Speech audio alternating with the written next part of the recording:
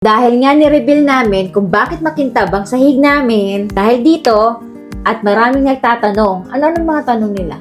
Ayan, yung unang tanong sa'yo, pwede daw ba to sa mga vinyl flooring o mga tiles? Lagay naman dito, pwede naman siya sa ano yan concrete, Rubber, tiles, dito sa mga cabinet. yan, sa mga ganyang Ayan. cabinet para makintab. Para makintab din. Dalarama. Tapos ito, spray-spray lang. Sa Dalarama din yung pang spray.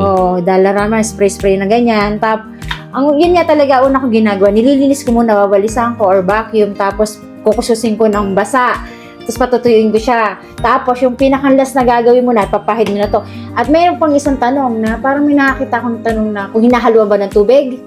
Hindi ko siya inahaluan ng tubig. Puro na ano lang. Puro lang siya, wala siyang halong tubig. Tapos pag nagpahid na ganito, umaabot siya ng mga 3 months, no? Tapos yung isang galong na ganito, ang inaabot sa akin, Almost 1 year almost na. 1 year. Depende sa laki ng bahay nyo, saka depende kung lagi kayo magpapahid. Kasi kami halos marami kaming hardwood eh. Hanggang doon na yun, hagdan sa Yun yung hagdan taas. namin. Kung hagdan, mataas siyang paikot. Kaya makintab. Kaya makintab. Ayan, no? Pwede ka, Tapos, may pwede ka nagtanong pa. manalamin, no? Anong tanong pa yan? Mayroong... Kung madulas ba daw siya?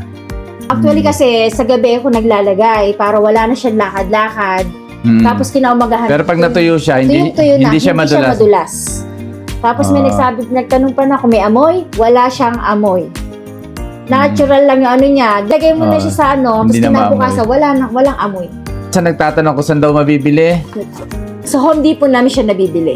ewan, sa Amazon pwede din yata. Pero sa mga superstores, wala siya. Sa Ibang Walmart. tatak. Bili lang kayo sa Home Sa Home Depot Depot lang siya.